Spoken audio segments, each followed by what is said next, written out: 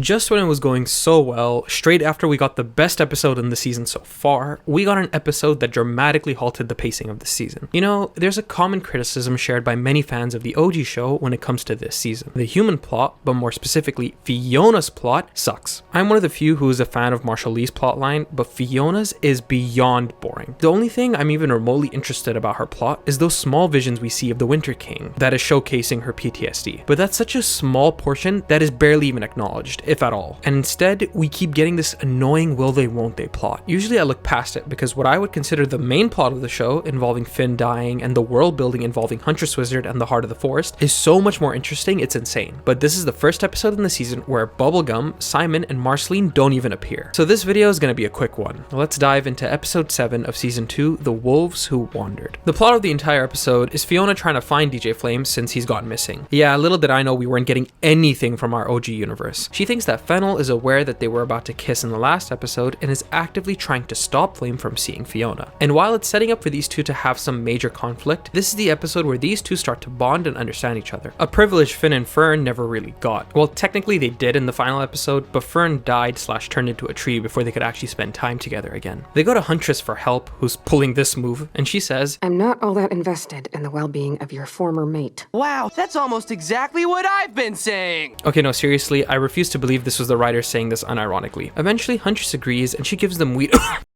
these leaves, and they get wizard eyes. The first time we saw this ability was in Mortal Recoil when Ice King told Finn and Jake that he has trouble differentiating between what is real and what isn't through his wizard eyes. It's later revealed in Beyond This Earthly Realm that Ice King sees into another dimension called the Spirit Realm, where these weird creatures reside. After eating a bunch, they see similar apparitions guiding them to what they think is DJ Flame. What's cool about this scene is that they can see past magic versions of the people they know. I kinda miss seeing these versions of these characters, even though we only saw them in a handful of episodes in the OG show. This also confirms that despite the universe having been transformed into a normal world, their original forms are still preserved in some way. Fiona then has a small heart-to-heart scene with Fennel. She says she feels like she keeps messing up. Meanwhile, her friends have got their shit all figured out. This obviously isn't true, this is just her insecurities talking. Fennel reassures her that she's doing her best and reminds her that even someone as calm and collected as Hunter had to grow and evolve to become that way. This is a cute scene. I just wish we got a scene like this with Fiona and Finn. Now listen, I understand what they're going for Fiona's plot. It's supposed to show real world problems adults in their 20s are going through. I'm in my 20s, and this shit is just a slog to get through. Exploring her PTSD from the Winter King would have been a much more compelling way to show that kind of personal growth, and that may be the case in the rest of the episodes to come, but so far, again, me personally, I just can't bring myself to be invested in this. So let's just do a speed run for the rest because it's pure filler for the most part. They go to the planet Venus to see Felix trapped there, and they have to do a love battle of some sorts. Main takeaway here, Fiona and Fennel say things they like about each other, showing a bit more growth from Fiona. Eventually they leave and we see Fennel's grass form for the first time. And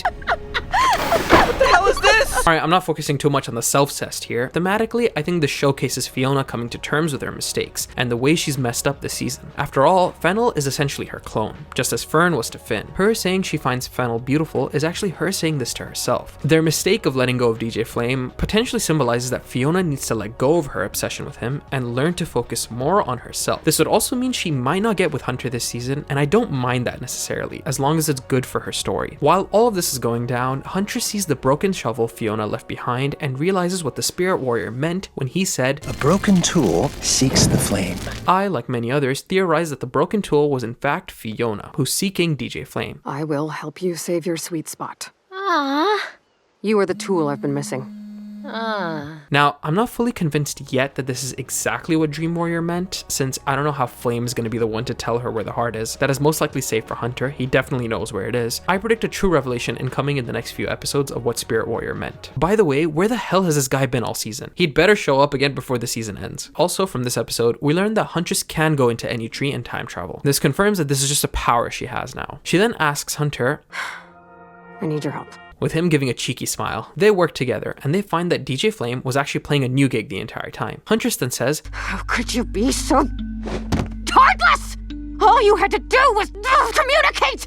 And this could have been avoided, you ass! The scene is more weighted than it may seem, because honestly speaking, why the f would Huntress care about Flame not telling Fionna about his gig? Oh, I get it. Is this supposed to show us that she's grown attached to Fionna? That's a load of bullshit. Because I'm gonna be real, if the love of my life were dying from an incurable disease and I met some random people who were worried about what kind of entertainment to book for their party, I wouldn't give a shit. Huntress here is clearly talking to herself. She should have communicated with Finn more before he got poisoned, and she should have told her she loves him. So yeah, the scene is her projecting. Again, the stakes of these two plot lines are so goddamn uneven, it's actually ridiculous. Oh, and we also got a big revelation for Marshall Lee's plot. He finally catches that bastard who's been following him, and he reveals, "My job's to keep you safe. And remember that sketchy ice cream lady?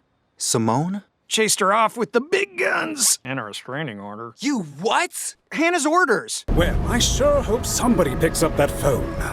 Do what? Because I f***ing called it! To those of you who don't know, I predicted that Hannah Abadir filed a restraining order against Simone to stay away from Marshall, explaining why he thinks she ghosted him and why she gave him that nod earlier in the season. There still may be a chance she has memory problems like Simon did, judging by the song she sings, but highly doubtful considering she clearly recognized him at the store. In the end, Marshall tells Fionna that he doesn't want to perform in Hannah's mausoleum. Fionna tells him she understands and says that he doesn't have to play, but that she's still having it at the mausoleum since it's far too late to cancel. And Marshall is obviously upset hearing this. The final shot shows her standing in the center where all the denizens of the spirit realm slowly disappear, symbolizing that Fionna is slowly isolating herself from her friends without knowing. Now listen, the episode isn't bad, it's just filler. I mean literal filler. Nothing exciting happens that progresses the story all that much. You could argue that the episode where Huntress and Cake time travel doesn't move things either, but at least it was exciting. It was like a bite-sized mini story with Huntress finding out that she has time travel powers, and we got to see some scenes of the transformation of Fiona's world. Also, it set up that thing with Hannah Abadir and Fionna. But this episode, there isn't any sort of excitement whatsoever. The entire alien plot was a hallucination. Cake does